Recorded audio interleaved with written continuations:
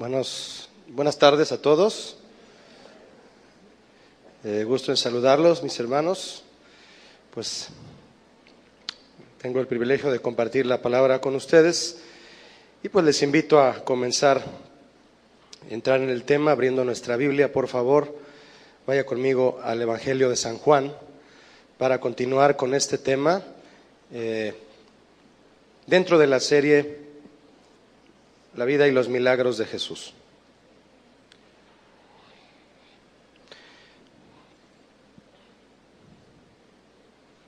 Quiero compartir un tema que le he titulado Un milagro permanente. Un milagro permanente. Y para eso voy a leer Juan 14, versos 16 y 17, por favor. Dice así Juan 14, 16 y 17. Y yo rogaré al Padre, y os dará otro Consolador, para que esté con vosotros para siempre. El Espíritu de verdad, al cual el mundo no puede recibir, porque no le ve ni le conoce. Pero vosotros le conocéis, porque mora con vosotros y estará en vosotros. Un milagro permanente. Esto que usted leyó conmigo y todo el capítulo 14 de Juan nos describe una de las ocasiones más emotivas de Jesús con sus discípulos. Y esto es debido a que Jesús comenzó a compartir con ellos temas referentes a su partida. Ya se iba a ir, ya iba a ascender a los cielos y comenzó a hablar de este tipo de temas. Es muy importante hacer notar, mis hermanos, que antes de partir Jesús rogó al Padre, lo cual denota un clamor especial. Usted puede imaginarse al Maestro, al Hijo de Dios, rogando al Padre. Bueno, pues es que Él intercede por nosotros, por un milagro, para que sus discípulos no se quedaran solos. ¿Por qué? Jesús rogó al Padre que su iglesia no quedara sola en esta tierra cuando Él partiera, porque Él sabe y nos lo enseñó también, que separados de Él, ¿qué podemos hacer? Nada. Ni como iglesia en general podemos hacer algo, ni como miembros en particular. Separados de Jesús, tú y yo, ¿qué podemos hacer? Dime, nada. ¿En qué sentido? Lo dice, en el sentido de nuestra salvación. Y como no hay algo más importante para ti, para mí, como hijos de Dios, que Cristo, que nuestra salvación en Él, en eso es en lo que no podemos hacer absolutamente nada, separados de Él. De hecho, una de las exhortaciones, déjeme decirle, una de las exhortaciones constantes que la iglesia debe recibir de los pastores es que la iglesia no puede funcionar, ni debe nunca intentar funcionar de manera independiente. Por eso hay muchas sectas. La palabra secta significa separación, principalmente por desacuerdo a quienes llevan una línea de enseñanza a la gente basado en la Biblia. Hay quienes no lo aceptan en su totalidad, se separan, y eso es prácticamente trabajar de manera independiente a la palabra de Dios. Separados de Él, nada podemos hacer. No es casualidad que cuanto menos se escudriña la Biblia y cuanto más se desechan sus principios, es entonces que surgen más doctrinas, más erróneas, más engañadoras y destructivas. Una iglesia sin Jesús es como un cuerpo sin cabeza. No puede pensar, no puede crecer, no podrá avanzar. ¿Alguna vez le ha tocado ver a usted cuando le cortan la cabeza a un pollo? ¿Cómo empieza a correr y se empieza a desangrar hasta que cae el animalito? Y eso es la iglesia sin Jesús, un cuerpo sin cabeza. Repito, no puede pensar, no puede crecer y no podrá avanzar. Y este efecto se da a nivel iglesia entonces y a nivel particular.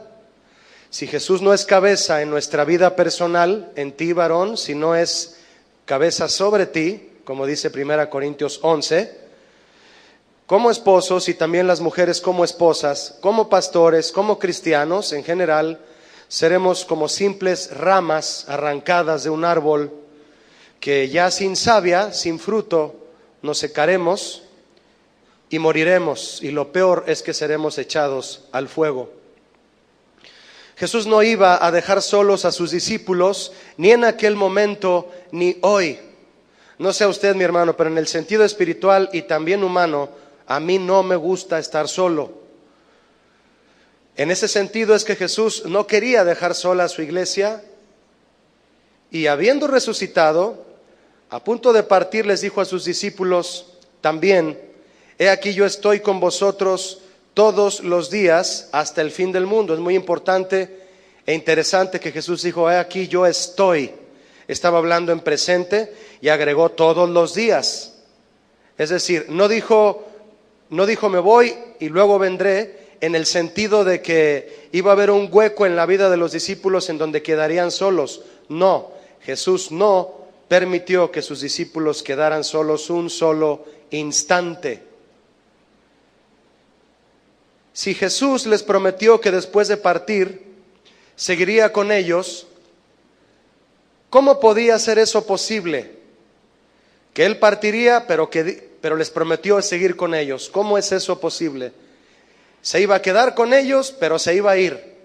¿Cómo iba a ser eso una realidad? ¿Cómo prometió estar con ellos? Es precisamente por eso que Jesús rogó al Padre por un milagro. ¿Y cuál fue ese milagro que el Padre concedió a Jesús? Porque sí se lo concedió. Rogó al Padre y se lo concedió. El milagro era que no quedáramos usted y yo solos en esta tierra donde todo está de cabeza. Jesús dijo nuevamente en el verso que usted leyó conmigo: y yo rogaré al Padre y os dará otro consolador, para que esté con ustedes para siempre, para siempre. Es el Espíritu Santo, mis hermanos, a quien Jesús llama el Consolador. ¿Quién vendría después que Jesús se marchase para cuidar y para guiar a sus discípulos? ¿Cuántos necesitan que los cuiden y los guíen? ¿De verdad? Lo necesitamos. Usted se va a dar cuenta por qué un poco más adelante. Pero le pregunto, ¿sabía usted que el Espíritu Santo es un milagro que el Padre le concedió a Jesús? Él se lo concedió, le rogó y nos fue dado a nosotros.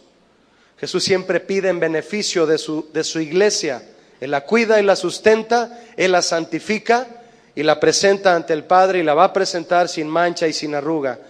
Y la forma en que la está preparando, en que está con ella, en que la está guiando y capacitando es por medio del Espíritu Santo. Hay cosas interesantes en este versículo, mi hermano, que no podemos dejar pasar. Algo muy especial es que dice: para que esté con vosotros para siempre. Cuando el Espíritu Santo fue derramado, bueno, pues eso hizo que el Espíritu Santo sobre las vidas de quienes lo han recibido es un milagro permanente. ¿Por qué? Bueno, lo veremos más adelante, entre tanto entremos al tema, pero se va a dar cuenta que el hecho de tener nosotros, en nosotros y con nosotros al Espíritu Santo, como dice Jesús, eso es un milagro constante. Otro detalle que hay en este verso, en las palabras de Jesús, es que al inicio Jesús dijo: y yo rogaré al Padre y os dará otro. ¿Por qué dice otro consolador? ¿Cuántos hay? ¿Por qué dice otro? Jesús es el consolador por excelencia de sus discípulos, de su iglesia. Y al decir que otro consolador sería enviado, se refiere a que el Espíritu Santo le daría continuidad al consuelo que Jesús trajo y le da a su iglesia. ¿Cuántos saben que Jesús consuela a su iglesia? ¿Por medio de quién lo hace? Del Espíritu Santo. Él es el otro consolador. El Padre también es otro consolador. Los tres lo son. Por eso dijo otro consolador. Muy importante eso. Jesús dijo a sus discípulos más adelante, y donde usted abrió su Biblia conmigo, en el verso 18 de Juan 14, Jesús les dijo, si lo quiere leer conmigo, con su lectura nada más, en silencio, dice: no os dejaré como huérfanos, vendré a vosotros. Huérfanos es dejarlos solos, sin respaldo, sin sustento, sin nada. No estamos solos, mi hermano, gracias a la intercesión de Jesús. Esto nos dice que aunque Jesús ascendió al cielo, envió al Espíritu Santo a vivir en los creyentes, y tener al Espíritu Santo equivale a tener a Jesús mismo, porque los tres son uno, el Padre, el Hijo y el Espíritu Santo. Los tres son uno. Bendita Trinidad, ¿verdad? Decía aquel himno antiguo. Yo le pregunto, ¿tuvo alguna participación el Espíritu Santo en la palabra de Dios a sabiendas de que leemos la vida de Cristo y sus milagros? Claro que sí. El Espíritu Santo es mencionado en el Antiguo Testamento un sinnúmero de veces, muchísimas veces. En principio, en el Génesis, dice que el Espíritu de Dios se movía sobre la faz, ¿verdad?, de la tierra. Ahí está ya el Espíritu Santo desde siempre, es eterno, igual que el Padre. Tan solo en los 4 evangelios, Mateo, Marcos, Lucas y Juan, el Espíritu Santo es mencionado, escuche usted, 50 veces, ya sea que es mencionado por Jesús o es mencionado en experiencias que Jesús participó, y ahí estaba el Espíritu Santo. Se le apareció cuando Juan el Bautista lo bautizó, se apareció en forma de paloma, se oyó la voz del Padre que dijo: este es mi Hijo amado en quien tengo complacencia, a él oíd, también dijo después. Y ahí estaban los tres, estaba el Padre hablando, estaba el Espíritu Santo de testigo, cosa que vamos a ver ahorita, estaba de testigo y estaba el Hijo ahí juntos para comenzar el ministerio del Señor Jesús. Una pregunta obligada, mis hermanos: ¿cuál fue la razón por la que el Espíritu Santo tendría que ser enviado sobre los hijos de Dios? ¿Con qué razón? Muchos no se percatan de lo que es en realidad el mover del Espíritu Santo en la iglesia, ni en su propia vida. Esa es una de las intenciones de este tema. Y una pregunta como esta pues cabría muy bien aquí. ¿Para qué fue enviado el Espíritu Santo a los hijos de Dios? En principio de cuentas, la palabra que se traduce consolador de los originales, si usted puede corroborarlo en su diccionario griego, esa palabra combina las ideas de consuelo y consejo. Consuelo y consejo resumen, entre otras palabras que también describen la obra del Espíritu Santo, resumen lo que Él hace. Consuela y aconseja. Eso hace el Espíritu Santo. Consuela y aconseja. ¿En base a qué el Espíritu Santo consuela y aconseja a sus hijos? ¿A lo que sus hijos quieren que se haga? ¿A lo que nosotros le damos al Espíritu Santo como órdenes? ¿A que si le decimos te voy a contar hasta 3 y vas a descender en la persona que yo te diga? No, el Espíritu Santo no recibe órdenes de nadie. Dice 1 Corintios 3 que Él reparte como Él quiere y a quien Él quiere y cuando quiere. ¿Está de acuerdo con eso? Él es quien imparte el consuelo y el consejo del Padre. Y Jesús mismo dijo también en Juan que el Espíritu Santo tampoco, al igual que Jesús, habla por su propia cuenta. Todo lo que escucha del Padre, eso habla. Y Jesús dijo lo mismo de sí. El Espíritu Santo es la tercera persona de la Trinidad eterna junto al Padre y al Hijo, Jesús. También tiene el poder del Padre, el Espíritu Santo, y quien está de parte de aquellos que han recibido a Jesús y se les ha sido dado el poder de ser hechos hijos de Dios. El Espíritu Santo fue enviado para hacer la obra de Dios en nosotros y con nosotros. Esta ocasión en la que Jesús les promete al Espíritu Santo, Juan 14, que usted leyó conmigo, fue antes de su muerte. Después que resucitó Jesús, se apareció a sus discípulos e hizo algo glorioso sobre ellos. Por favor, acompáñenme, si es tan amable, a Juan 20, ahí donde está su Biblia abierta. Busque Juan 20, por favor, y vea lo que Jesús hizo a sus discípulos habiendo resucitado, ya con su cuerpo glorificado. Juan 20, 21. Lo voy a leer, ¿está listo? Hay lecturas muy importantes que quiero invitarle que usted los lea conmigo, otros usted los podrá leer en casa o comprobarlos en casa. Dice Juan 20, 21. Entonces Jesús les dijo otra vez, ¿qué les dijo? paz a vosotros. ¿Cuántos tienen la paz de Jesús aquí? ¿Y si sabe de cuál paz hablo? La paz que sobrepasa, ¿qué?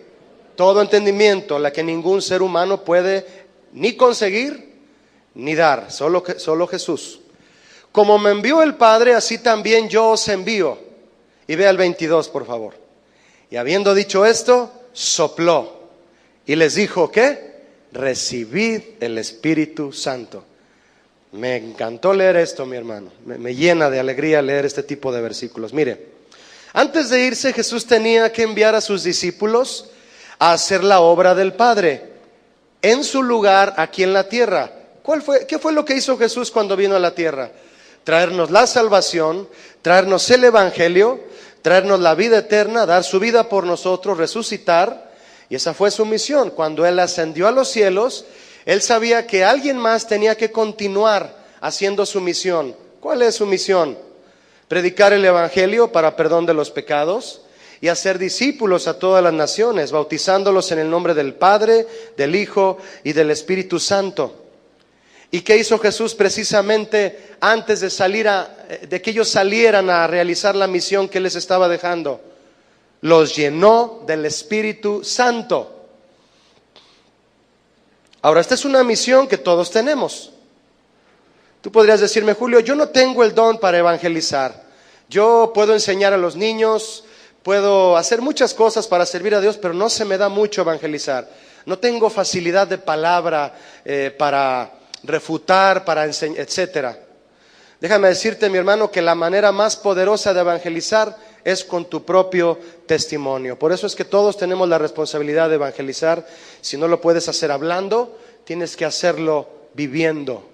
¿Cuántos están de acuerdo con esto? El apóstol Pedro le dijo a las mujeres casadas cuyos esposos no son cristianos, ¿qué les dijo?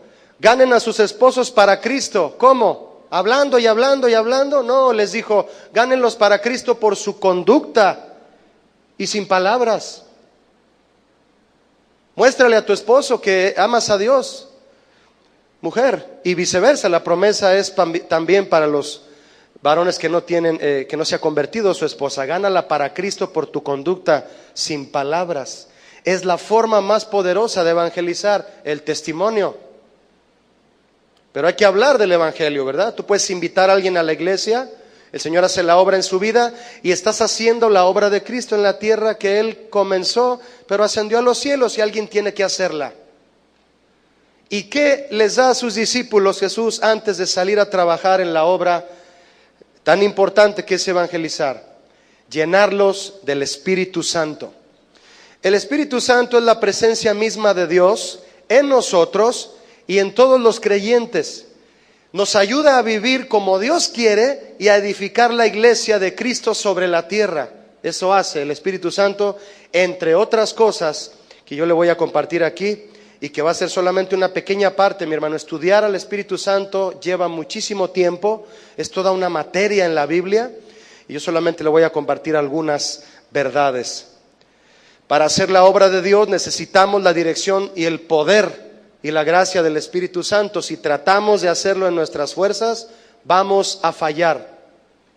Somos propensos a fallar. Necesitamos una guía, necesitamos un patrón, necesitamos un GPS. Espiritualmente hablando, nos perderíamos. Por eso Jesús no nos quiso dejar solos y quiere que dependamos de Él. Jesús sopló entonces sobre sus discípulos y les dijo, reciban al Espíritu Santo. Esto fue, mis hermanos, un adelanto. Fíjense qué interesante que los discípulos recibieron la gloria del Espíritu Santo antes de que viniera el día de Pentecostés. Por eso Jesús les dio un adelanto. Como tenía que prepararlos, sabía que no podían ellos salir a trabajar en la obra sin el Espíritu Santo y por eso les dio este adelanto. Adelanto de lo cual experimentarían los creyentes en el día de Pentecostés, que después de haber recibido el Espíritu Santo ese día, salieron a predicar y se esparcieron por todos lados a hablar de Cristo. Claro, con el poder del Espíritu Santo es posible. Pentecostés significa 50, es el día número 50 después de la Pascua, contando a partir del segundo día de esa fiesta. Ese día se manifestó el Espíritu Santo sobre los cristianos Fueron llenos, hablaron en lenguas, se comunicaron con Dios, recibieron guía, recibieron capacitación y salieron a trabajar gozosos sirviendo a Cristo. Y Cristo ya no estaba. Estaba en ellos, ¿quién? El Espíritu Santo. Así es como Jesús hizo posible que su iglesia continuara. Y tiene que continuar. Nosotros somos en la actualidad la iglesia de Cristo y tenemos que caminar guiados y llenos del Espíritu Santo. ¿Cuántos lo quieren así? Mire, conforme vaya el tema avanzando, usted se va a dar cuenta lo glorioso que es lo que el Espíritu Santo hace en nosotros y por nosotros. Cuando Jesús sopló, se asemeja al soplo que el Señor dio en la nariz de aquel hombre, el primer hombre, Adán. El hombre no tuvo vida hasta que Dios sopló en su nariz. Eso lo diferencia al hombre de los demás seres creados en la tierra. Ningún animal tiene el Espíritu de Dios. A ningún animal le fue dado vida en la forma en que Dios se la dio al hombre. La palabra espíritu significa soplo en griego, neuma. Esa palabra simboliza entonces lo que Jesús hizo, solo que a diferencia de la vida que recibió Adán, recibió la vida para vivir humanamente en la tierra. La vida que Jesús sopló sobre sus discípulos era la vida eterna. La vida eterna. Todos aquí estamos vivos. Todos aquí tenemos vida natural, pero no todos tienen vida eterna. No todos tienen vida espiritual dentro de sí. Y esa solo es a través del Espíritu Santo en ti y en mí. Jesús, hablando a sus discípulos, abrió la puerta a las verdades del Espíritu Santo. Una puerta de muchas verdades. Yo solo le voy a compartir a lo mucho 4, que después los apóstoles continuarían enseñando a la iglesia. Pablo, por ejemplo, enseñó verdades acerca del Espíritu Santo cruciales para la vida del cristiano. Una de ellas extremadamente importante. ¿Gusta leerla conmigo? Le invito, está en Romanos 8:16. Esto sí, le invito a que lo lea junto conmigo, por favor, porque es crucial, es muy trascendental asimilar esto. Romanos 8:16, lo voy a leer, dice así: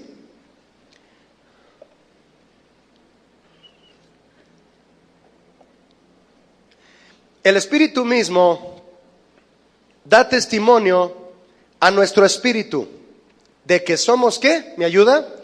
Hijos de Dios. ¿Quién es el que es nuestro testigo, mi hermano, para darnos la seguridad de que sí somos hijos de Dios? El Espíritu Santo, si está en usted. Si está en usted. Yo le pregunto, no me responda a mí. ¿Usted está seguro, todos aquí, todos? ¿Usted está seguro que usted es hijo de Dios? No, no me responda a mí. Piénselo. ¿Es eso un asunto crucial para la vida de quienes estamos aquí? Sí, bueno, para el que no cree, para el que viene solamente como me gusta ir a casa de oración, qué bonito, me gusta estar ahí, bueno, bienvenido, pero ¿eres hijo de Dios? Una pregunta importante, ¿no lo cree? Aún a los que somos hijos de Dios, cuando la duda viene a nuestro corazón, porque Satanás se encarga, entre otras cosas que hace, de hacer dudar a los hijos de Dios. Pero el Espíritu Santo actúa como testigo. Yo sé que Él es hijo de Dios y nos defiende en ese sentido porque se lleva la duda y nos da seguridad. Cuando la duda viene a tu corazón o venga a hacerte pensar que no le perteneces al Señor, el Espíritu Santo es tu testigo. Él te va a asegurar si eres hijo, que eres hijo de Dios. Dice la Biblia en otro pasaje que Él es las arras de nuestra salvación, de nuestra herencia, la garantía. La palabra arras significa enganche. Tú y yo vamos a vivir una vida eterna con Dios. Bueno, los que tengan pensado irse al cielo, ¿lo tienen en la agenda? ¿Sí? Bien.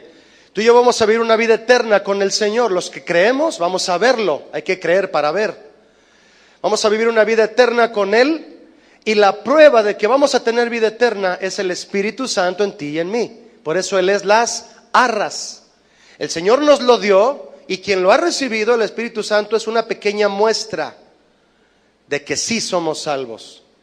Son verdades, mi hermano, gloriosas que tenemos que asimilar para ver la vida cristiana desde el ángulo correcto, y el Espíritu Santo nos lleva a eso. Su presencia en nosotros nos recuerda quiénes somos y nos anima en el amor de Dios a continuar. Respecto a esta misma verdad, Pablo enseñó a los Gálatas el siguiente versículo, escúchelo. Y por cuanto sois hijos, Dios envió a vuestros corazones el espíritu de su Hijo, el cual clama, Abba Padre. Abba Padre Abba es un vocablo que provoca que la palabra Padre se diga en un aspecto muy cariñoso, muy cercano, como papi o como papá, en un sentido occidental, ¿verdad? Si lo podemos traducir para entenderlo, eso es Abba Padre. El Espíritu Santo mencionado aquí en Gálatas, que es el Espíritu de Jesús, lo llevó a él, a Jesús, y nos lleva a nosotros a clamar Abba Padre. ¿Qué significa eso? Que es por medio del Espíritu Santo que tú y yo podemos tener una relación con el Padre muy de cerca, como sus hijos, y Él como nuestro Padre. Eso es muy importante. Fíjate, esa es otra verdad del Espíritu Santo. Nos lleva a tener una relación tan cercana con el Padre que le podemos decir papá. Eso es glorioso, no sé para usted, para mí sí. Otra verdad, mis hermanos, del Espíritu Santo está en Romanos 8:14, muy importante también si la quiere leer conmigo. Esta también es trascendental. 8:14. Porque todos los que son guiados por el Espíritu de Dios, ¿me ayuda en voz alta? Estos son hijos de Dios. Ahora, esta verdad va totalmente unida a la anterior. Por un lado, el Espíritu Santo es mi testigo de que yo soy hijo de Dios, y me da esa seguridad. Pero por otro lado, cuando yo permito que el Espíritu Santo guíe mi vida y me comporto como es correcto en el carácter de Cristo, si Él me guía lo puedo lograr. Eso demuestra a los demás que realmente soy hijo de Dios. ¿Has notado a una persona quien tú puedas traer a tu mente ahora, de quien tú has dicho en un momento dado, esta persona se comporta como un hijo de Dios? ¿Has dicho alguna vez eso de alguien? Yo sí, de muchas personas. He visto cómo se comportan, cómo tratan a su esposa, que vienen a la iglesia con fidelidad, pero también a través de sus hijos me doy cuenta que son buenos hombres o mujeres en su casa, dan testimonio, una comunicación entre ellos como todo. No te queda otra más que decir, esa persona es un hijo de Dios. Eso resulta, mis hermanos, de ser guiados por el Espíritu de Dios. Entonces, mire, si es una verdad que un hijo de Dios es aquel a quien el Espíritu Santo guía, entonces es una verdad también que quien ignora al Espíritu Santo y no hace lo que Él guía, esa persona no es un hijo de Dios. No lo es. Muchos son los rasgos que caracterizan a alguien que es un cristiano verdadero. Un hijo de Dios, un nacido de nuevo. Pero una muy importante que nos caracteriza o nos debe caracterizar es que le rogamos en todo momento al Padre que nos guíe con su Espíritu Santo. ¿Por qué? Porque somos propensos a fallar, porque solos no podemos, porque para tomar decisiones muchas veces, muchas, nos equivocamos. Y cuanto más en aquellas decisiones en las que tiene que ver y demostrar a los demás que tenemos una relación con Dios. No podemos decidir solos. El rey David pedía al Señor en uno de sus salmos, le decía de la siguiente manera: enséñame, Señor, a hacer tu voluntad, porque tú eres mi Dios y tu buen espíritu me guíe a tierra de rectitud. ¿Quién lo va a guiar? ¿A quién le pedía guía el rey David? Al Padre, que lo guiara su Espíritu Santo. La guía del Espíritu Santo en la vida de un hijo de Dios es un milagro permanente. Si a partir de hoy, porque el ayer ya pasó, si a partir de hoy tú ruegas que tu vida sea guiada por el Espíritu Santo y comiences a caminar en rectitud como David lo pedía, de aquí hasta que Cristo venga, tú te esfuerzas a ser sensible a la voz del Señor, a estar apegado a la Biblia. Si tú te esfuerzas, tú vas a terminar siendo un milagro que comenzó a partir de hoy. No hay milagro más grande que la transformación de una mente pecadora a ser una mente regenerada. Y eso el Espíritu Santo, mis hermanos, nos da la capacidad de poder entrar en esa rectitud para caminar la vida cristiana. Otra pregunta obligada: ¿cómo es que el Espíritu Santo nos guía a la voluntad del Señor? En el sentido práctico, porque muchos quieren entrar al sentido práctico de estas cosas. Está bien, es bueno, porque el sentido práctico lo vivimos a diario. Estamos en esta tierra, somos de carne y hueso. El Señor Jesús dijo, si también me quiere acompañar a Juan 14:26. Juan 14:26, por favor. Acompáñeme rápidamente. El Señor Jesús dijo: mas el Consolador, el Espíritu Santo, a quien el Padre enviará en mi nombre, Él os enseñará, ¿me ayuda? Todas las cosas. Y os, ¿me ayuda? Recordará todo lo que yo os he dicho. Esto es grandioso, mire. Jesús prometió a los discípulos que el Espíritu Santo los ayudaría a recordar ¿qué? Lo que Él les enseñó. Bien.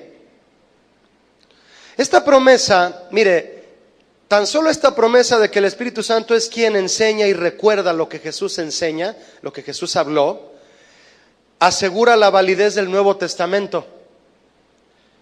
Los discípulos fueron testigos de la vida y las enseñanzas de Jesús. Yo puedo imaginarme a Mateo, a Lucas y a Juan, quienes anduvieron con Jesús. De los 4 evangelistas, ellos son quienes anduvieron con Jesús. Yo me los puedo imaginar, o se los puede usted imaginar con un pergamino y con una pluma anotando todo lo que Jesús hacía y decía. Yo más bien me puedo imaginar a Mateo escribiendo el evangelio que él escribió, con la ayuda del Espíritu Santo recordándole todo lo que Jesús enseñaba, de manera que al redactarlo presentó la vida de Jesús como un reportaje certero. Y luego tenemos a Lucas y luego tenemos a Juan. Marcos no fue un discípulo de Jesús, fue el evangelio más pequeño, con tendencias a los gentiles, su evangelio, pero está dentro de los 4. La veracidad de los evangelistas es eso, mis hermanos, es una verdad que nadie puede refutar. Tú puedes leer en 3 distintos evangelios la misma experiencia de Jesús, no todas están a veces en los 4 evangelios. ¿Qué le quiero decir con esto? El Espíritu Santo, habiendo traído a su mente y a la hora de estar escribiendo y redactando los evangelios, hace que los evangelios sean una verdad y hablen de Jesús desde 4 perspectivas diferentes. Mateo habla de Jesús igual que Lucas, igual que Juan, igual que Marcos, pero los 4 nos presentan una perspectiva diferente y los 4 nos hacen ver que Jesús es una realidad, que vino a la tierra, que anduvo con sus discípulos, que sanó, que hizo milagros, que murió, que resucitó y ascendió a los cielos. ¿Cuántos creen eso? Y que vino en carne y hueso y nació de una virgen. ¿Cómo tú y yo nos enteramos de eso? Por la guía del Espíritu Santo, dictándoles a estos hombres lo que tenían que escribir. De esa forma es que el Espíritu Santo nos guía a nosotros. Hay 2 cosas en este pasaje que tú leíste conmigo de Marcos 14:26. Vamos a examinarlas un poquito. La primera es cuando dice, Él nos enseñará. ¿Quién? El Espíritu Santo. Enseñar significa guiar. ¿Cuántos saben que enseñar es guiar? Equivale a eso. Por tanto, si el Espíritu Santo nos enseña todas las cosas, significa que nos puede guiar y nos guiará en toda circunstancia. Ahora fíjese lo que dice después. Dice que el Espíritu Santo nos recordará todo lo que Jesús nos ha dicho. Si compaginamos la primera parte con esta, podemos decir entonces que el Espíritu Santo nos guiará en toda circunstancia por medio de lo que hayamos aprendido de Jesús. ¿Qué entendemos cuando leemos que Jesús dijo, todo lo que yo os he dicho? ¿Qué entiendes por eso? Que lo que oímos, leemos y estudiamos de la Biblia, eso es lo que tenemos que Jesús nos dijo. Entonces, mi hermano, espero explicarme. Cuando los principios bíblicos son parte de nuestro conocimiento, el Espíritu Santo tendrá de dónde tomar en nosotros para guiarnos. Por lo tanto, ser guiados por el Espíritu Santo implica que seamos amantes y estudiosos de la Biblia. Eso implica. Al estudiar la Biblia podemos confiar en que el Espíritu Santo plantará la verdad en nuestra mente, nos convencerá de la voluntad de Dios y nos la recordará cuando nos apartemos de ella. En el momento difícil, en la prueba, en aquella circunstancia, al momento de una decisión que tú sabes que no puedes decidir tan sencillamente. ¿Quién cree usted que llevó al desierto para ser probado a Jesús? Dice Mateo 4 que lo llevó el Espíritu Santo. Lo guió en cada prueba, Él lo llevó a la prueba, lo guió en cada prueba, lo fortaleció y lo sacó victorioso. Es el Espíritu Santo quien nos va a guiar al propósito de Dios, nos va a preparar, nos va a fortalecer y nos puede sacar victoriosos. ¿Cuántos desean eso? ¿Todos aquí? Yo recuerdo una caricatura, creo que mi esposa me la envió y me quedó muy grabada. Y es una caricatura en donde un hombre está postrado orando, arriba de él hay una nube y está postrado pidiendo y rogando, Señor háblame, Señor guíame, Señor háblame, Señor guíame, y está pidiendo, Señor háblame, Señor guíame, y de repente se ve que de la nube sale una mano grandota y le da una Biblia. ¿Me expliqué?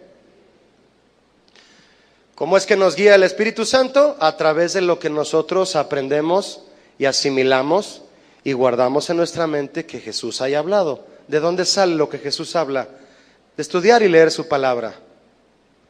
Tú podrías decirme, Julio, yo quisiera estudiar más la Biblia, pero por causa de mi trabajo, mi negocio, no he podido meterme a un instituto. Pero déjame decirte que cuando le mostramos al Señor hambre de su palabra, Él nos abre espacios de tiempo. Pero mientras tanto podemos aprovechar sabiamente nuestro tiempo. Tú puedes hacer un diario devocional donde leas una palabra en la Biblia y que se grabe en tu corazón, para que en el momento en que llega la prueba, surge esa palabra, no tu pensamiento, no tu opinión, no tu propia resolución. Surge esa palabra en tu mente y te acuerdas de la promesa, te aferras a esa promesa y sales adelante en aquello que tenías que decidir certeramente. Poniendo la Biblia en audio. Tú puedes estar trabajando ahora y estar poniendo la Biblia en audio. Siempre se graba algo, siempre. Predicaciones mientras manejas, mientras trabajas, si es posible. De muchas maneras, no tenemos pretexto para no apegarnos a la palabra de Dios y estarla metiendo en nuestra mente y en nuestro conocimiento, porque la fe viene por el oír. Mientras oyes, te llenas, tu fe crece y a la hora del problema, del conflicto, de la enfermedad, vas a saber qué hacer cristianamente, espiritualmente, no solo humanamente. La resolución humana puede llegar inmediato. Tú decides, piensas, se te ocurre algo, haces una llamada, pides prestado, lo que sea, se arregla. La resolución del Señor tiene que venir después de que tú clamas y le dices, Señor, estoy en un aprieto, ayúdame. Somos cristianos, ¿no? ¿O no somos? Dependemos de Él, mis hermanos. Y el Espíritu Santo vino a eso, vino a guiarnos, vino a consolarnos, a fortalecernos, exhortarnos y edificarnos. Eso es lo que Él hace en nosotros. Es un milagro permanente en nosotros. Entonces, de muchas formas podemos avanzar en el conocimiento de la Biblia de tal manera que a la hora del conflicto, circunstancia o situación especial, el Espíritu Santo traerá a nuestra memoria lo que hemos aprendido y entonces tomaremos decisiones acertadas. Si tú estás esta tarde aquí a punto de tomar una decisión en algo, con quién te vas a casar, si le vas a decir que sí al que te dijo que si te casas con él o con ella, si le vas a decir que sí al que te ofreció un trabajo donde te pagan el doble del que tienes ahorita. No te vayas a ir a ese trabajo solo porque te pagan el doble. Se me quedan viendo muy raro, así como, entonces, ¿por qué, pastor? ¿Usted cree que un trabajo donde te ofrecen el doble de sueldo, ya por eso es voluntad de Dios? No, no me dicen nada. ¿Ya por eso es voluntad de Dios? Es que no están convencidos, mi hermano. Pues yo se lo digo. Todos aceptan el trabajo donde más te ofrecen dinero. Nadie pregunta, Señor, ¿es el trabajo correcto? Probablemente Él te pueda decir, no. Pero señora, ya me pagan el doble que acá. Pues agarra este. ¿Por qué? Él sabrá. Quiere tratar contigo, quiere que seas administrado. Él sabe que te va a hacer daño el dinero. Te quiere cuidar. ¿O no, mis hermanos? No lo contriste al Espíritu Santo. Él es el que le está diciendo qué es lo que usted debe decidir. En una ocasión iba yo con mi hija tiene 8 años, hace unos meses. Íbamos en el carro, creo que íbamos ella y yo solos, y ella iba volteando hacia la calle y me dice, papá, ¿cuál es el carro que te gusta más? Y yo empecé pues a jugar con ella, ¿verdad? Íbamos muy a gusto en la camioneta que Dios nos dio, y vamos, y le dije, mira, esa camioneta me gusta mucho, hija. Sí, ¿cómo se llama? Y ya le dije la marca y todo, hasta le dije cuántos cilindros tenía, toda la ficha técnica se la dije. Y me dice, ¿y por qué no te la compras? Y le dije, no, hija, es que una usada de un 2010, le dije así, cuesta tanto, 200,000 pesos. Y me dice ella, ¿y nueva? No, pues tanto. Bueno, ya seguimos manejando. Y al ratito se le ocurre y me dice, papi, si tuvieras 1,000,000 de pesos, ¿te comprabas la camioneta?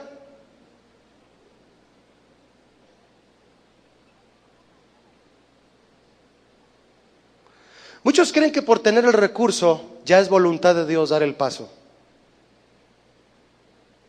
Y no es así, mis hermanos. Yo tengo un amigo que es pastor en este país, y él vendió una propiedad que tenía y empezó a hacer unos ahorros para comprar una casa para su familia. Ya tenía ahorros de tiempo y tenía eso en mente. Dios le habló claramente y le indicó que invirtiera ese dinero en el terreno que debía comprarse para la iglesia y empezar a construirla. Y él renta una casa. ¿Puede usted creer que Dios sea capaz de pedirnos eso? ¿Y cuándo es cuando nos equivocamos en decisiones tan trascendentales como esa? Cuando no somos guiados por el Espíritu Santo. Son muchas las personas que se acercan a preguntar qué hacer en ciertas circunstancias. Algunos se acercan teniendo apenas algunos meses en el conocimiento de la Biblia, y simplemente al indicarles el principio bíblico que aplica a sus circunstancias, lo asimilan, se van con esa disposición de apegarse al mandamiento y esperan la respuesta del Señor. Ayer vino un señor muy amable aquí conmigo diciéndome, Julio, mira, mi esposa no es cristiana, tenemos 51 años de casados y yo no concibo tener que separarme de mi esposa solo porque ella no ha aceptado a Cristo. Y yo le dije, no, ni se te ocurra. Y le dije, 1 Corintios 7 es para ti. 1 Corintios 7, si tú ya te convertiste y ella no, si ella no te quiere abandonar, tú tampoco la abandones a ella. ¿Cómo sabes tú si a través de ti toda tu familia sea traída para el Señor? Ahí está la palabra. Él se fue, hasta lo anotó. Voy a leerlo, 1 Corintios 7. Y se fue con ese consejo y dijo, no, sí, yo amo a mi esposa. 51 años de casados. Y está esperando que su esposa se convierta. Qué bien, ¿no? Y se fue contento porque le dije eso, él no lo había visto, tiene poco de convertido. Así se va mucha gente. Otros se acercan siendo ya cristianos de tiempo, pero sin un corazón apegado a los principios que ya conocen de años, esperando inclusive una respuesta mágica o de inmediata resolución para su situación. Creen que los pastores somos como bolas de cristal. Cuando vienen a preguntarnos algo, yo creo que debe ser por la barriga. No lo sé. Pero mis hermanos, el principio no cambia. Y debemos entender que la guía del Espíritu Santo está sujeta a los principios bíblicos. Si quieres que allá afuera, en la circunstancia donde quedaste tú solo, donde tú solo tienes que decidir, donde tú solo tienes que decidir a dónde irte a trabajar, a qué ciudad te vas a cambiar, lo que el Señor está empezando a mover en tu vida y en tu familia, allá cuando estás tú solo para tomar la decisión tú solo, allá está o debe estar el Espíritu Santo guiándote si tú le ruegas al Padre. Existe un tercer grupo de aquellos que saben, algunos claramente, otros vagamente, que los principios bíblicos son base para salir adelante, pero pasan años y ni aplican los principios y ni se acercan a pedir consejo. Eso es triste. ¿Recuerda usted al apóstol Juan, quien escribió el Apocalipsis? ¿Habrá sido guiado, usted qué piensa? ¿Habrá sido guiado el apóstol Juan por el Espíritu Santo para escribir el Apocalipsis o habrá sido de su propia inspiración? ¿Qué opina usted? Mire, permítame un momento, es que me iba a brincar algo muy importante aquí. ¿Fue de su inspiración en Juan o fue del Espíritu Santo escribir la revelación del Apocalipsis? El apóstol Pedro escribió, porque nunca la profecía fue traída por voluntad humana. ¿Cuántas veces, mis hermanos, se ha usado el púlpito para decir así te dice el Señor? Y se comienza a dar una instrucción a la iglesia o a veces hasta de manera particular. Ahí está el pastor que le dice a uno de sus feligreses, el Señor me habló y me dijo que tú te vas a casar con ella. Y él dice, ay, se me hace raro eso, ¿no? ¿Cómo el pastor me está diciendo con quién me voy a casar? Y le insiste, Dios me está diciendo que es ella con quien te vas a casar, le dice. Déjeme decirle que esto fue una realidad. Vino un joven conmigo, eso fue hace algunos años, y me dijo, Julio, yo hice caso de eso, yo estaba recién convertido. El pastor insistió y me decía, es que yo he soñado, yo he visto que ustedes se casan, que... Le hizo caso, se casaron, duraron 8 años de casados y se divorciaron. Y él me dijo a mí, Julio, nunca la amé. Dice el apóstol Pedro, nunca la profecía fue traída por voluntad humana. Por eso, mis hermanos, con mayor razón, cuando nos aferramos al conocimiento de la Biblia, sabremos discernir si lo que se nos está guiando a hacer es de Dios o no. Muchos califican al Espíritu Santo en ciertas maneras, que habla de ciertas formas, que provoca ciertas reacciones. No, Él tiene una misión encomendada por el Padre para hacer en nosotros. Tenemos que apegarnos a su palabra y seremos guiados de manera correcta. El apóstol Pedro continúa diciendo, nunca la profecía fue traída por voluntad humana, sino que los santos hombres de Dios hablaron siendo inspirados por el Espíritu Santo. ¿Hablaron siendo inspirados por quién? Por el Espíritu Santo. ¿Se da cuenta usted que por la obediencia de un solo hombre tenemos la revelación más sorprendente de los últimos tiempos, el Apocalipsis? Por la obediencia de un solo hombre que estaba solo, desterrado, abandonado en la isla de Patmos.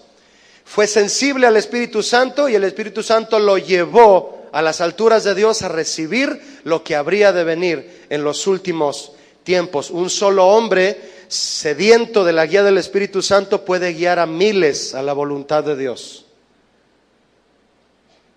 Qué pena por aquellos que se van detrás de doctrinas humanas producidas por hombres que en ningún momento tuvieron contacto con el Espíritu Santo, y vaya que lo presumen.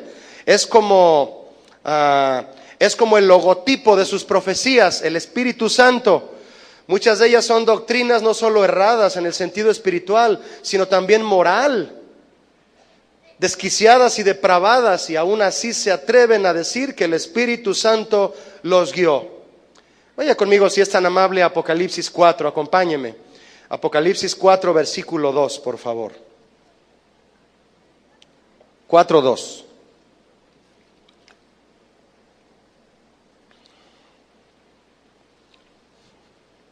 Dice Apocalipsis 4:2. ¿Lo tiene? ¿Listos? Y al instante yo estaba ¿en qué? ¿Me ayuda? en el Espíritu. ¿Qué significa eso? Bueno, continúa diciendo, y he aquí un trono establecido en el cielo, y en el trono uno sentado. ¿A quién cree usted que vio Juan en el trono? A Jesús. Le pregunto, ¿quién lo llevó a ver a Jesús? El Espíritu Santo. Después que Juan dijo, yo estaba en el Espíritu, es entonces que comenzó a describir todo lo que vio con detalle. La expresión, mis hermanos, en el Espíritu, Juan la mencionó 4 veces en el libro del Apocalipsis. En 4 pasajes de este libro dice en el Espíritu, yo estaba en el Espíritu. Y eso significa que el Espíritu Santo le daba una visión a Juan, mostrándole las situaciones y acontecimientos que él no podía ver con sus ojos humanos. Juan no estaba teniendo una astroproyección, no estaba haciendo yoga, ni estaba fumando nada. El Espíritu Santo lo estaba guiando. Él es la tercera persona de la Trinidad. Y es una verdad. ¿Cuántos lo creen? Imagina el desastre doctrinal si Juan hubiera escrito el Apocalipsis de su propia inspiración. Hay cientos de libros que dicen ser la Biblia, que dicen ser el libro de Dios. Usted puede pensar en uno en este momento. Y con tan solo el hecho de que pongan a Cristo en un sentido como de profeta, como de ángel, el Espíritu Santo ya no estuvo ahí. Ahí sí hubo otra cosa, no sé qué habrán hecho estos hombres para escribir aquellas cosas. El Espíritu Santo guió a Juan en un orden perfecto a la voluntad de Dios, y así nos puede guiar a nosotros. Vea lo que dice el verso 1, si es tan amable, de Apocalipsis 4. Después de esto miré, y he aquí una puerta abierta en el cielo, y la primera voz que oí, como de trompeta, hablando ¿con quién? Conmigo. ¿Cuántos quieren que Dios les hable? Sí. Dijo, ¿qué me dijo? Dice Juan, sube acá, y yo te mostraré las cosas que sucederán después de estas. El Espíritu Santo guió a Juan a la puerta correcta. ¿Cuántas veces tú has tocado una puerta o varias puertas para ver cuál es la correcta? Buscas un trabajo, por ejemplo, y sabías, de alguna forma Dios te da a entender, si estás buscando que Él te guíe, claro, Él te da a entender que no es por ahí. ¿Y cuántas veces tú has llegado a casa y has dicho, estoy seguro que el Señor no me quiso dar ese trabajo, es por algo? Y luego vas y metes solicitud a otro lado. O en otras situaciones, tocas puertas. Las puertas son símbolo de entrar a algo nuevo y diferente. Dios quiere que entremos por la puerta correcta. Todo lo que Juan vio y recibió fue a través de la puerta que Dios le proveyó. La puerta que Dios le mostró, la que Dios le abrió. Todo lo que viene del Padre, tú y yo lo recibimos a través de Jesús, ¿sí o no? Él es la puerta. De hecho, fíjese cómo lo dijo Jesús. Jesús dijo, yo soy la puerta de las ovejas. No de las cabras, de las ovejas. Cuando dijo eso, Jesús se refería a las pequeñas puertas que había como de este tamaño en los muros de la ciudad. Cuando ocurría algo urgente, de tal manera que las ovejas debían regresar a los corrales dentro del muro, los pastores abrían esas pequeñas puertas y por ahí las metían. A esas puertas les decían las agujas. Por eso Cristo dijo en una ocasión que es más difícil que un camello entre por el ojo de una aguja. Se refería a meter un camello así de alto por una puertita donde solo cabe una oveja. Bien, Jesús se presentó a sí mismo como una puerta pequeña, porque así es la puerta que lleva a la vida eterna, pequeña y angosta. Eso lo dijo a él así: entrad por la puerta estrecha, porque ancha es la puerta y espacioso el camino que lleva a la perdición, y muchos son los que entran por ella. ¿Y cómo saber cuál es la puerta correcta cuando tú estás por decidir? La que estás seguro que es el Espíritu Santo quien te la abrió. La puerta correcta, mis hermanos, para que tú entres cuando estás a punto de entrar a una puerta que hayas tocado, es la que le cueste más trabajo a tu carne. ¿Sí o no? Cuando sientes que la carne empieza a chicharrarse y a dolerte, no, yo no quiero entrar por aquí. Ahí debes entrar. Esa es la puerta correcta. Porque la mayoría de las veces, déjeme decirle que la decisión correcta no suele ser la más fácil. No suele ser la más fácil siempre. Y Jesús dijo lo siguiente: esforzaos a entrar por la puerta angosta. ¿Cuántos se quieren esforzar? Y cada vez te vas a tener que esforzar más. ¿Ya vio cómo vienen las cosas? En los cambios en el gobierno, en los cambios en las leyes, en los cambios de la Secretaría de Educación Pública. ¿Ya lo vio usted? ¿Sí ve las noticias? Cada vez usted y yo nos tenemos que esforzar más por entrar por la puerta angosta. Fíjese cómo Jesús terminó este comentario: porque os digo que muchos procurarán entrar y no podrán. Muchos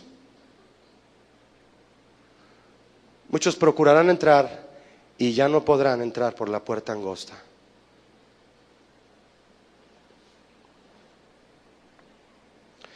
Aquella puerta por la que al pasar la carne muere, esa es la puerta indicada.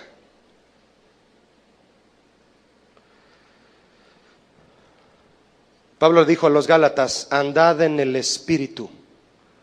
¿A qué se refiere? Caminen guiados por el Espíritu Santo y no satisfagáis los deseos de la carne. ¿Por qué? Porque el deseo de la carne es contra el del Espíritu Santo, y el del Espíritu Santo es en contra del de la carne. Y estos dos, lo que tu carne dice, lo que la mía dice y lo que el Espíritu nos dice, se oponen entre sí para que no hagamos lo que quisiéramos.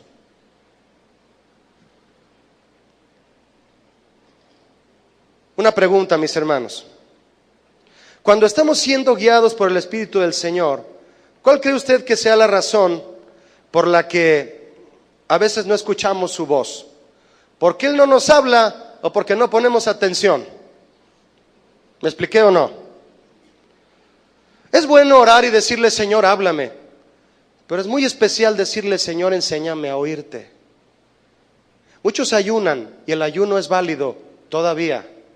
Es válido y es actual ayunar para saber qué decisión tomar en ciertas circunstancias. Muchos lo hacen. Yo estoy seguro que un padre por su hijo enfermo puede ayunar.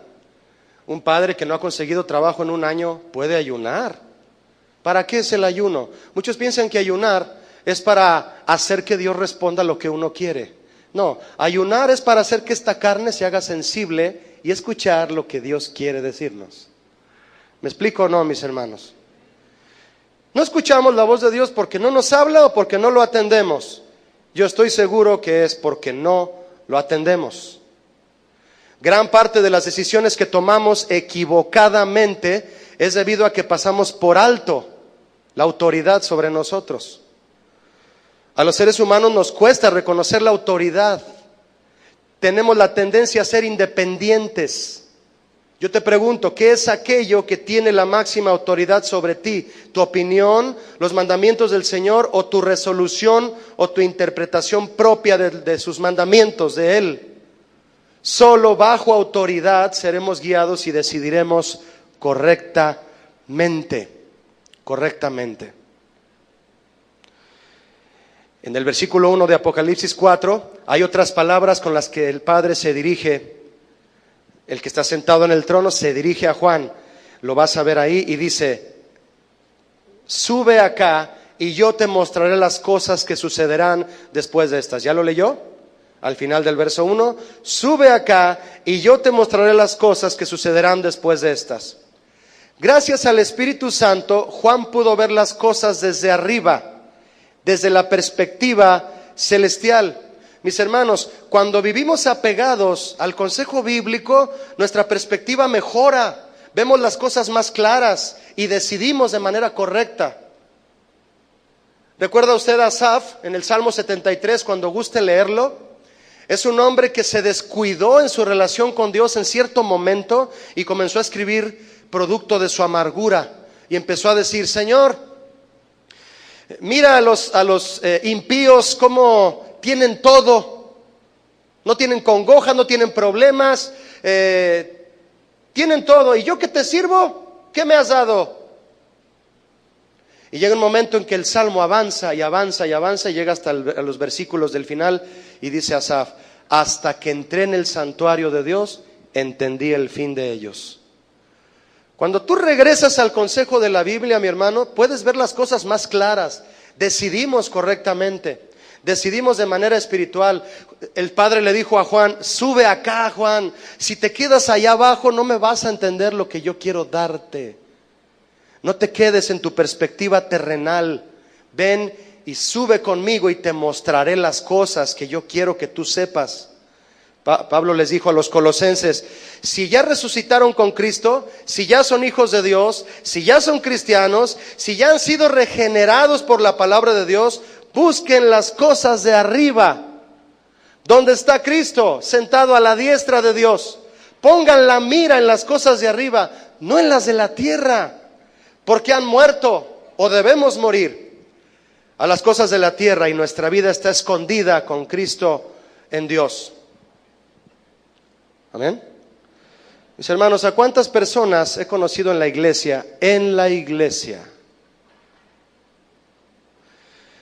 que los he visto descuidar su compromiso con Dios por su trabajo, por sus actividades seculares, por hacer amistades con incrédulos?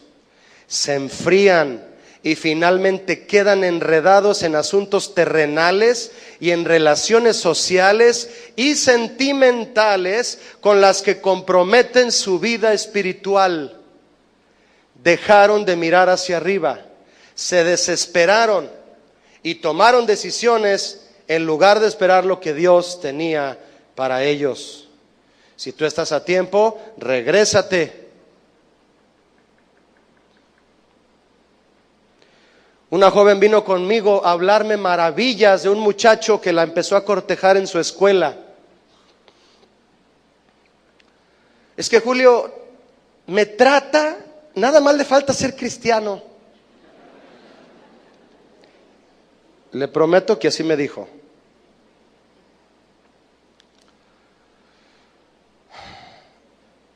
Ya me presentó a sus papás, todo, ya. Y estoy seriamente pensando aceptar su proposición. ¿De qué? De ser su novia. Yo le dije: ¿te puedo hacer una pregunta? Sí, y le dije: ¿tú eres salva? ¿Eres hija de Dios? Sí. ¿Estás segura? Sí. Entonces eres cristiana. Sí. Entonces tienes al Espíritu Santo. ¿Sí? ¿Él es salvo? No. ¿Es cristiano? No. ¿Tiene al Espíritu Santo? No. Imagínese esa unión. Lo acabamos de leer en Gálatas. El deseo de la carne, el deseo del Espíritu Santo se oponen. ¿A cuántos? Mire, me ha tocado, hermano, tengo 13 años aquí en Casa de Oración, y los que he conocido en otro lugar, sí he visto parejas casarse que no fue en la voluntad de Dios, y después,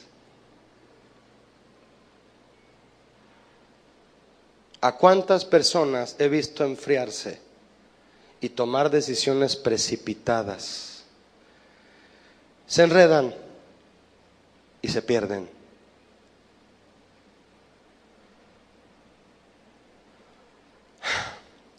Dios le dijo a Juan: yo te mostraré las cosas que sucederán después de estas. La gente quisiera conocer el futuro de manera exacta, a fin de prepararse para lo que ha de ser. Por eso la gente va con chamanes y brujos y todo eso. La intención es saber el futuro. Mucha gente tiene interés por eso. Dios no ha querido darnos ese conocimiento. Está comprobado que Juan no recogió los acontecimientos del Apocalipsis en forma cronológica. El orden que escribió el Apocalipsis no se propone indicar el cronograma de los acontecimientos. Están ahí los acontecimientos, pero no están en un orden cronológico. ¿Por qué? Porque Dios lo quiere así. Jesús dijo: el Espíritu Santo los guiará a toda verdad, y no hablará por su propia cuenta, sino que hablará todo lo que oyere, y os hará saber las cosas que habrán de venir. Entonces, ¿a qué se refiere Jesús? Solo Jesús sabe lo que sucederá. No nos lo dice todo, pero nos dice todo lo suficiente para prepararnos para el futuro. Dios sabe lo que sucederá y como Él estará con nosotros en todo momento, si vivimos obedeciéndole, no debemos de temer. ¿Me expliqué o no, mis hermanos? No es necesario que conozcamos el futuro para tener fe en Dios. Debemos tener fe en Él para estar seguros acerca del futuro. Eso es lo correcto.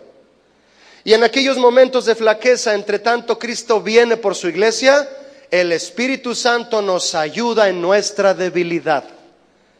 Eso dijo Pablo a los Romanos en 8:26. Y el Espíritu Santo nos ayuda cuando somos débiles. Otra verdad y la última que le quiero compartir acerca del Espíritu Santo. Jesús enseñó esta verdad también. Él dijo en Juan 16:8. Si lo quiere leer conmigo estaría bien. ¿Me acompaña? ¿Gusta? Juan 16:8. Y cuando Él venga, ¿me ayuda a decir a quién se refiere cuando dice Él venga? El Espíritu Santo. ¿Me ayuda a leer por favor en voz alta la palabra que sigue? Convencerá al mundo de pecado, de justicia y de juicio. ¿Quién es el que convence? El que le hace ver a una persona y lo hace recapacitar y arrepentirse de su pecado. ¿Quién? ¿Me ayuda? El Espíritu Santo. Usted, hermana, si usted acostumbra a decirle a su esposo, apártate de mí, pecador. Si acostumbras tú decirle a tu esposo que es un pecador y que debe arrepentirse, deja de insistir, porque no eres tú quien lo va a convencer. ¿Es quién? Tú solo debes de orar que el Señor lo toque y demostrarle que eres hija de Dios, y viceversa a los varones. El Espíritu Santo nos convence de pecado, nos muestra la justicia de Dios y anuncia que Dios juzgará la maldad. Mi hermano, le pregunto, ¿es trascendental y crucial o no que el Espíritu Santo esté en nosotros? Sí lo es. ¿Cómo de que no? Y es solamente esto una parte pequeña de todo lo que Él hace, hermano. Mire, el profeta Samuel ungió al rey David en medio de sus hermanos para ser rey. Cuando guste leerlo es 1 de Samuel 16. Dice el pasaje en 1 de Samuel que cuando derramó todo el cuerno de aceite sobre David, Samuel, dice claramente, y el Espíritu de Jehová vino sobre David. Yo leo esto y ahora me explico por qué escribió tantos cantos tan hermosos. Los salmos. ¿Por qué hizo tantas estrategias de guerra victoriosas?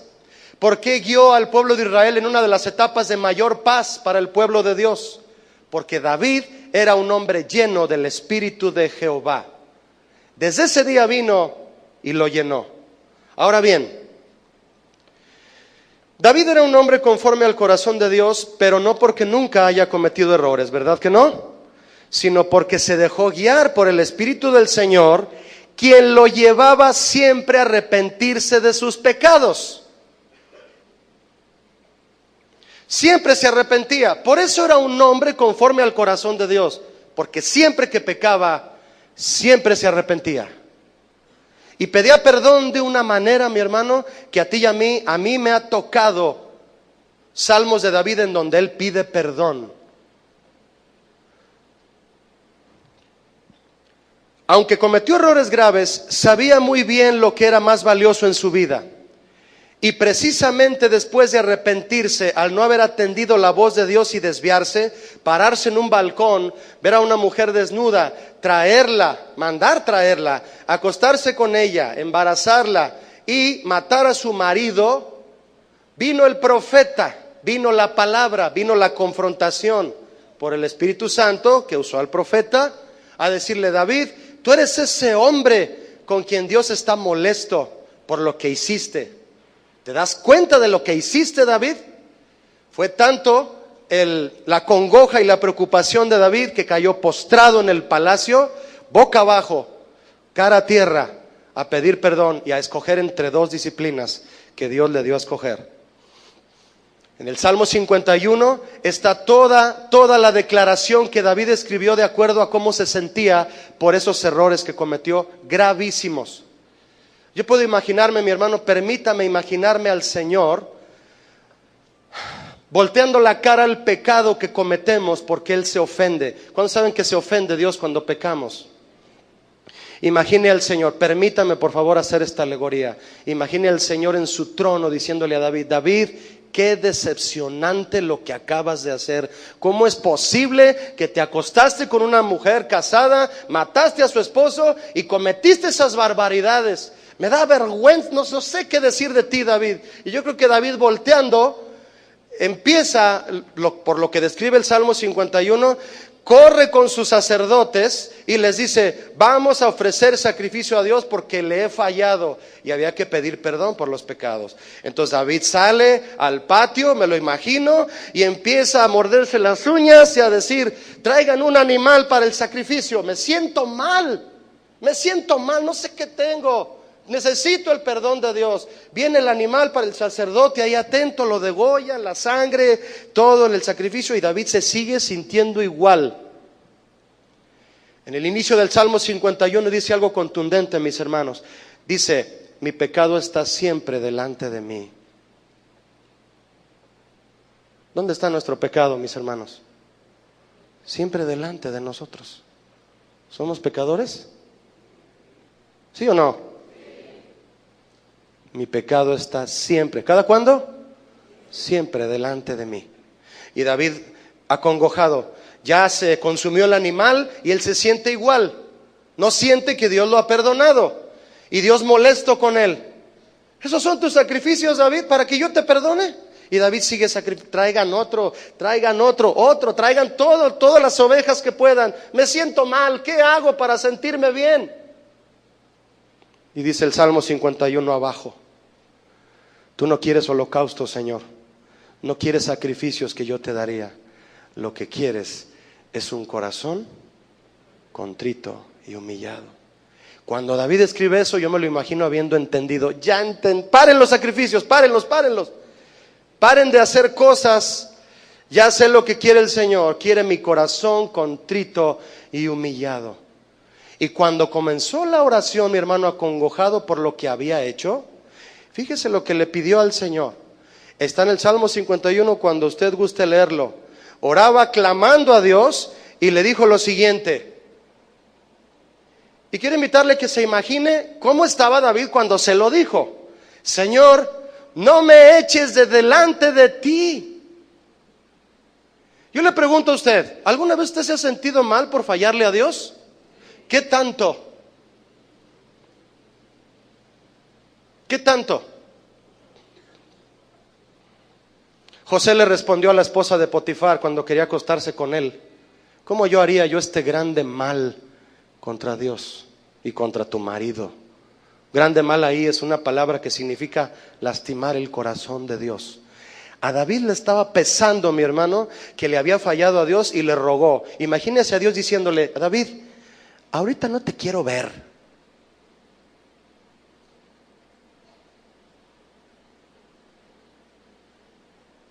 ¿O no es el soberano? ¿Te da vergüenza fallarle a Dios? A mí sí. Y que me hagas: Señor, ¿me perdonas? Y él: tenemos a Cristo, usted lo sabe, tenemos la sangre del Cordero. David todavía no. ¿Y qué cree que le dijo al Señor? No me eches de delante de ti y no quites de mí tu Santo Espíritu. ¿Qué estaría sintiendo David para tener cierto temor de que hasta el Espíritu Santo se estaba empezando a alejar de él? Yo considero, mi hermano, por lo que Dios me revela a mí, que no hay cosa más terrible que un hijo de Dios se quede sin el Espíritu Santo. Saúl el rey, cuando se obstinó en desobedecer a Dios, dice claramente también en el capítulo 16 de 1 de Samuel, que el Espíritu de Jehová se apartó de él. Le dijo: ahí nos vemos. Eres un desobediente, eres un obstinado, no escuchas, no obedeces. Y dice claramente que un espíritu demoníaco vino a tomar control de él. Saúl se volvió loco. ¿Es importante el Espíritu Santo en nuestras vidas? David seguía diciendo y escribió: hazme oír gozo y alegría y se recrearán los huesos que has abatido. Imagina, hermano, cómo se sentía. Vuélveme el gozo de tu salvación y tu espíritu, y un espíritu noble me sustente. Estaba acabado David. ¿Y qué pidió? No me quites tu Santo Espíritu.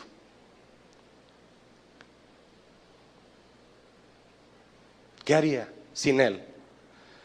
Y termina diciendo: entonces enseñaré a los transgresores tus caminos y los pecadores se convertirán a ti. Entonces te agradarán los holocaustos, las ovejas y el buey que yo te pueda ofrecer. Entonces David anhelaba lo que era más valioso para él y le decía al Señor: no me lo vayas a quitar.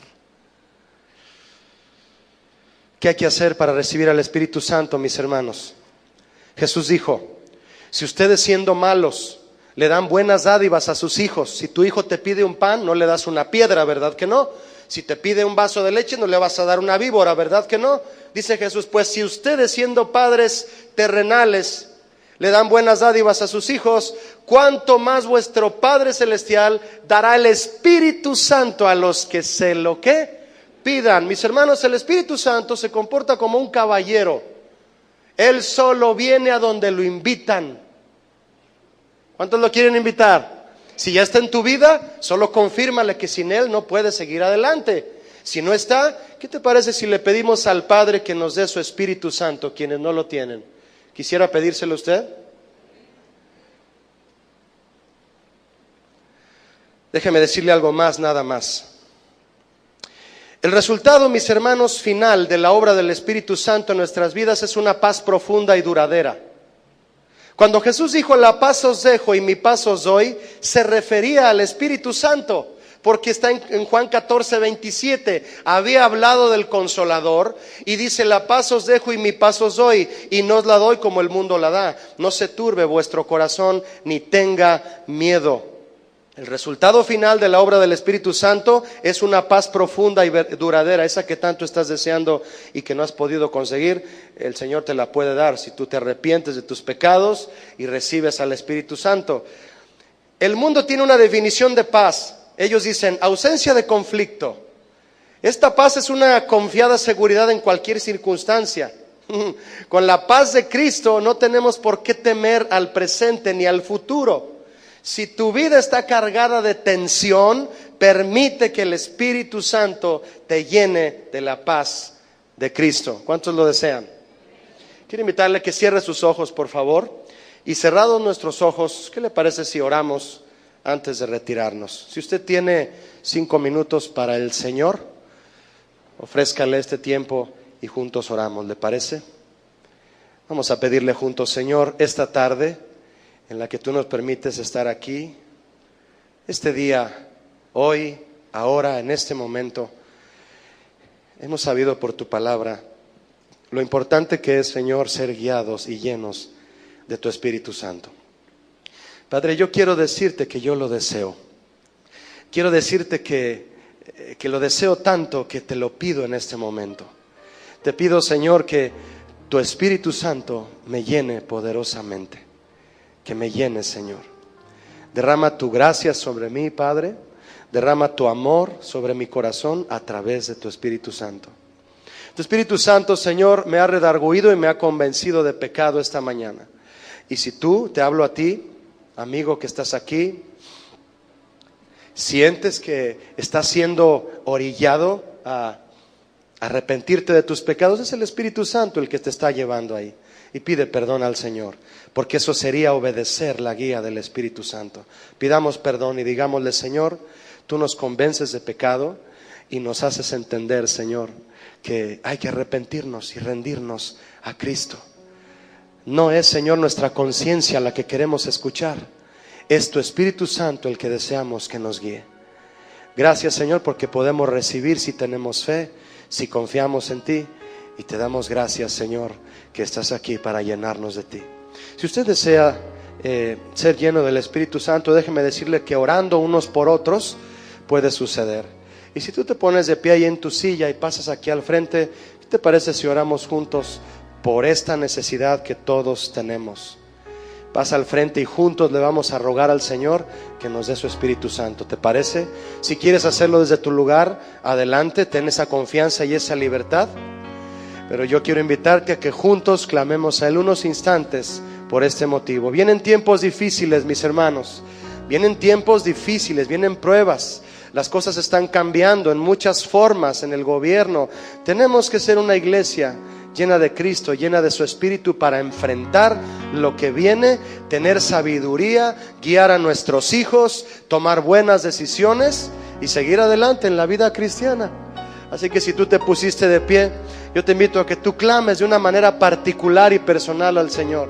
Pues levanta tu voz y tus manos si tú lo deseas y digámosle: Señor, recibimos como vasos de honra, como vasos dispuestos, Señor, lavados por tu sangre, la llenura de tu Espíritu Santo, Señor. Recibimos, Padre, tú lo prometiste, nosotros lo creemos y lo recibimos en esta tarde que tú nos das, Señor, para adorarte, para estar en tu presencia, para ser, Señor, investidos de tu poder y de tu gloria, como en aquel día de Pentecostés, Señor, que derramaste los dones como tú quisiste, como tú, Señor, lo deseaste sobre tus hijos, para que salieran luego a hacer tu voluntad. Padre, yo estoy cansado, Señor, de estar cometiendo errores por estar siguiendo mi voluntad, por tomar decisiones equivocadas. Gracias, Señor, que tú has enviado al Consolador, a este otro Consolador, que es tu Espíritu Santo. Yo lo recibo esta tarde, Señor, y yo oro para que sea impartido en mis hermanos que están aquí al frente, los que están ahí atrás sentados, Señor, los que estamos orando, levantando nuestras manos, los que lo estamos deseando, los que anhelamos, Señor, salir de esta iglesia con una perspectiva celestial de las cosas, de ir, Señor, y hacer frente a la vida cristiana, pero con tu fuerza, con tu palabra en nosotros, permitiendo al Espíritu Santo que nos recuerde lo que nos debe recordar y seguir adelante, Señor, en aquello.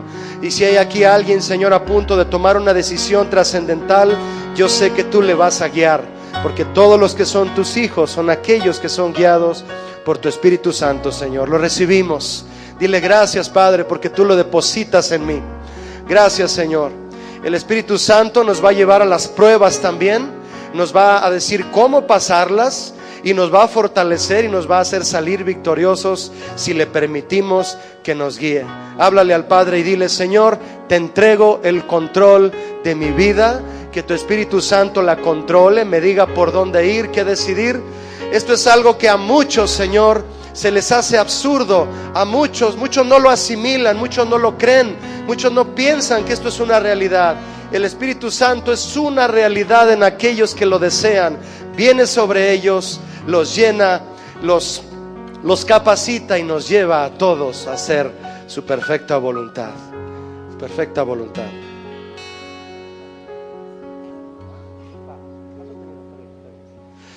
Yo necesito tu mano sobre mí.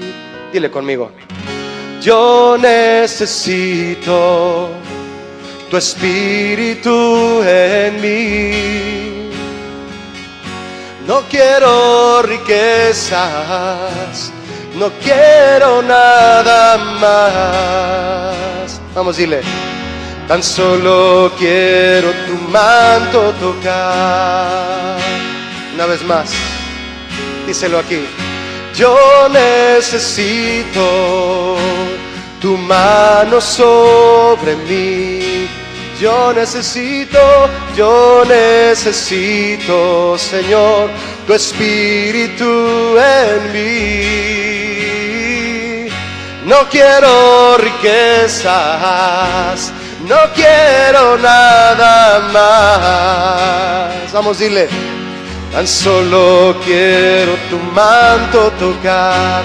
Una vez más, digámosle a Él: yo necesito, Señor, tu mano sobre mí. Alza tus manos y dile ahora: yo necesito tu Espíritu en mí, Señor. No quiero riquezas, no quiero nada más. Tan solo quiero tu manto tocar. Dile gracias, Señor, por tu Espíritu Santo que está aquí. Queremos que nos guíes como iglesia y a cada uno en particular. Nos entregamos a ti, Señor. Necesitamos tu consuelo y tu consejo siempre. En el nombre de Jesús, gracias por tu Espíritu Santo. Amén. Demos un aplauso al Padre por eso. Amén.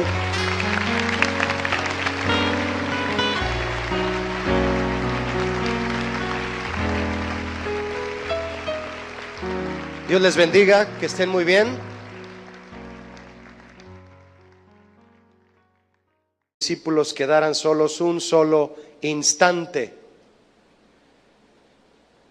Si Jesús les prometió que después de partir seguiría con ellos, ¿cómo podía ser eso posible? Que Él partiría, pero les prometió seguir con ellos. ¿Cómo es eso posible? Se iba a quedar con ellos, pero se iba a ir. ¿Cómo iba a ser eso una realidad? ¿Cómo prometió estar con ellos? Es precisamente por eso que Jesús rogó al Padre por un milagro. ¿Y cuál fue ese milagro que el Padre concedió a Jesús? Porque sí se lo concedió. Rogó al Padre y se lo concedió. El milagro era que no quedáramos usted y yo solos en esta tierra donde todo está de cabeza. Jesús dijo nuevamente en el verso que usted leyó conmigo: y yo rogaré al Padre y os dará otro consolador para que esté con ustedes para siempre, para siempre. Es el Espíritu Santo, mis hermanos, a quien Jesús llama el Consolador. ¿Quién vendría después que Jesús se marchase para cuidar y para guiar a sus discípulos?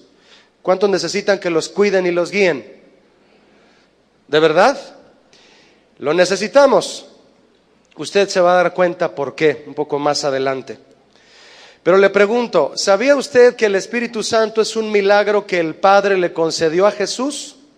Él se lo concedió, le rogó y nos fue dado a nosotros. Jesús siempre pide en beneficio de su iglesia. Él la cuida y la sustenta, Él la santifica y la presenta ante el Padre y la va a presentar sin mancha y sin arruga. Y la forma en que la está preparando, en que está con ella, en que la está guiando y capacitando es por medio del Espíritu Santo. Hay cosas interesantes en este versículo, mi hermano, que no podemos dejar pasar. Algo muy especial es que dice: para que esté con vosotros para siempre. Cuando el Espíritu Santo fue derramado, bueno, pues eso hizo que el Espíritu Santo sobre las vidas de quienes lo han recibido es un milagro permanente. ¿Por qué? Bueno, lo veremos más adelante, entre tanto entremos al tema, pero se va a dar cuenta que el hecho de tener nosotros, en nosotros y con nosotros al Espíritu Santo, como dice Jesús, eso es un milagro constante. Otro detalle que hay en este verso, en las palabras de Jesús, es que al inicio Jesús dijo: y yo rogaré al Padre y os dará otro. ¿Por qué dice otro consolador? ¿Cuántos hay? ¿Por qué dice otro? Jesús es el consolador por excelencia de sus discípulos, de su iglesia. Y al decir que otro consolador sería enviado, buenas tardes a todos. Gusto en saludarlos, mis hermanos. Pues tengo el privilegio de compartir la palabra con ustedes y pues les invito a comenzar a entrar en el tema abriendo nuestra Biblia, por favor. Vaya conmigo al Evangelio de San Juan para continuar con este tema dentro de la serie La vida y los milagros de Jesús.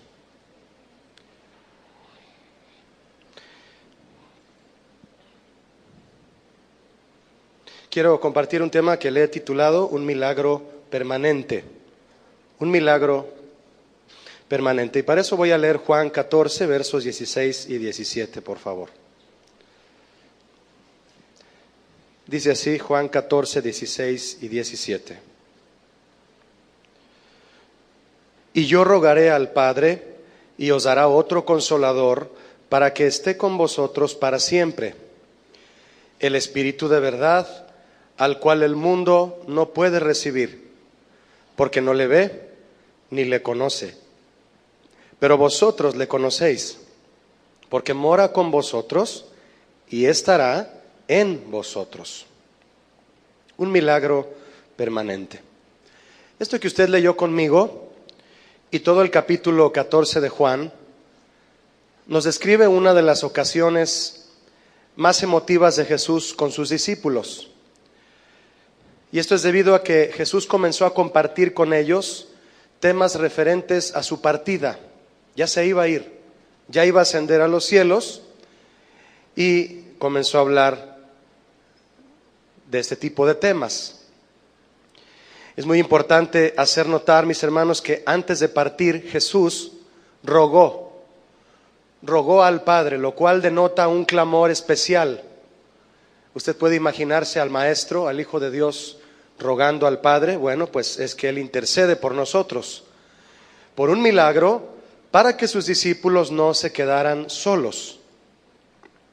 ¿Por qué? Jesús rogó al Padre que su iglesia no quedara sola en esta tierra cuando Él partiera, porque Él sabe y nos lo enseñó también, que separados de Él, ¿qué podemos hacer? Nada. Ni como iglesia en general podemos hacer algo, ni como miembros en particular. Separados de Jesús, tú y yo, ¿qué podemos hacer? Dime, nada. ¿En qué sentido? Lo dice, en el sentido de nuestra salvación. Y como no hay algo más importante para ti y para mí como hijos de Dios que Cristo, que nuestra salvación en Él, en eso es en lo que no podemos hacer absolutamente. Se refiere a que el Espíritu Santo le daría continuidad al consuelo que Jesús trajo y le da a su iglesia. ¿Cuántos saben que Jesús consuela a su iglesia? ¿Por medio de quién lo hace? Del Espíritu Santo. Él es el otro consolador. El Padre también es otro consolador. Los tres lo son. Por eso dijo otro consolador. Muy importante eso.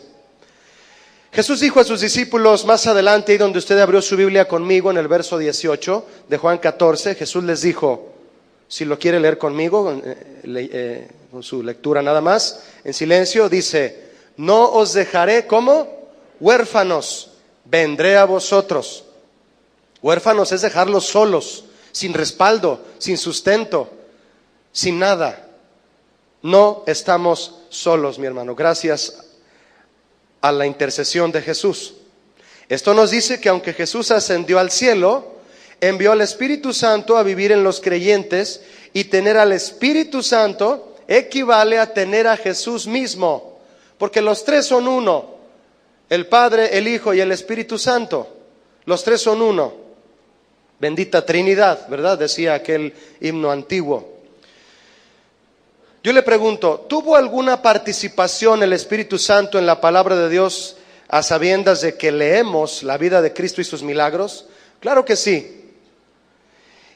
El Espíritu Santo es mencionado en el Antiguo Testamento un sinnúmero de veces, muchísimas veces. En principio, en el Génesis, dice que el Espíritu de Dios se movía sobre la faz, ¿verdad?, de la tierra. Ahí está ya el Espíritu Santo desde siempre, es eterno, igual que el Padre. Tan solo en los 4 evangelios, Mateo, Marcos, Lucas y Juan, el Espíritu Santo es mencionado, escuche usted, 50 veces, ya sea que es mencionado por Jesús o es mencionado en experiencias que Jesús participó, y ahí estaba el Espíritu Santo. Se le apareció cuando Juan el Bautista lo bautizó, se apareció en forma de paloma, se oyó la voz del Padre que dijo, este es mi Hijo amado en quien tengo complacencia, a él oíd, también dijo después. Y ahí estaban los tres, estaba el Padre hablando, estaba el Espíritu Santo de testigo, cosa que vamos a ver ahorita, estaba de testigo y estaba el Hijo ahí juntos para comenzar el ministerio del Señor Jesús. Una pregunta obligada, mis hermanos, ¿cuál fue la razón por la que el Espíritu Santo tendría que ser enviado sobre los hijos de Dios? ¿Con qué razón?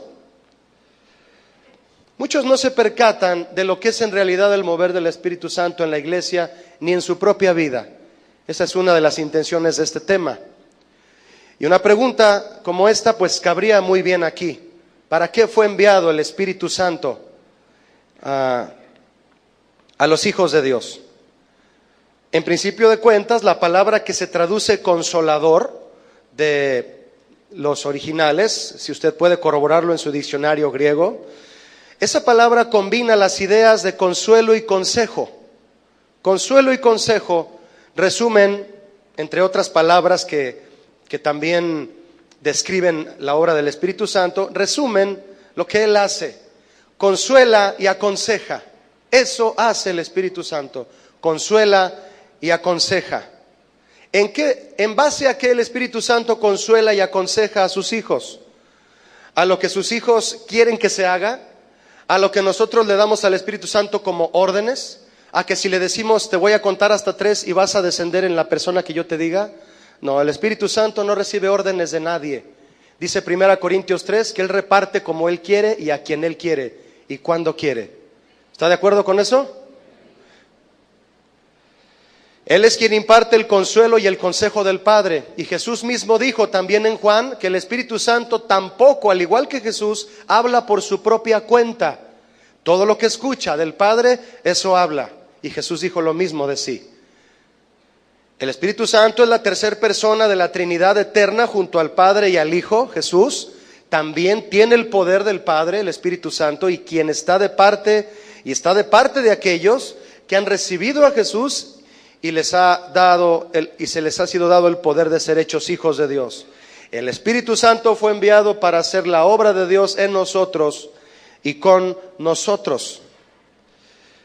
Esta ocasión en la que Jesús les promete al Espíritu Santo, Juan 14, que usted leyó conmigo, fue antes de su muerte.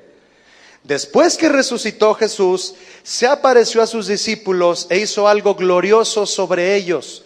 Por favor, acompáñeme, si es tan amable, a Juan 20, ahí donde está su Biblia abierta. Busque Juan 20, por favor, y vea lo que Jesús hizo a sus discípulos habiendo resucitado, ya con su cuerpo glorificado. Juan 20, 21. Lo voy a leer, ¿está listo? Hay lecturas muy importantes que quiero invitarle que usted los lea conmigo, otros usted los podrá leer en casa o comprobarlos en casa. Dice Juan 20, 21. Entonces Jesús les dijo otra vez, ¿qué les dijo? Paz a vosotros. ¿Cuántos tienen la paz de Jesús aquí? ¿Y si sabe de cuál paz hablo? La paz que sobrepasa, ¿qué? Todo entendimiento, la que ningún ser humano puede ni conseguir ni dar, solo Jesús. Como me envió el Padre, así también yo os envío. Y vea el 22, por favor. Y habiendo dicho esto, sopló y les dijo nada, separados de él. De hecho, una de las exhortaciones, déjeme decirle, una de las exhortaciones constantes que la iglesia debe recibir de los pastores es que la iglesia no puede funcionar ni debe nunca intentar funcionar de manera independiente. Por eso hay muchas sectas. La palabra secta significa separación, principalmente por desacuerdo a quienes llevan una línea de enseñanza a la gente basado en la Biblia. Hay quienes no lo aceptan en su totalidad, se separan, y eso es prácticamente trabajar de manera independiente a la palabra de Dios. Separados de Él, nada podemos hacer.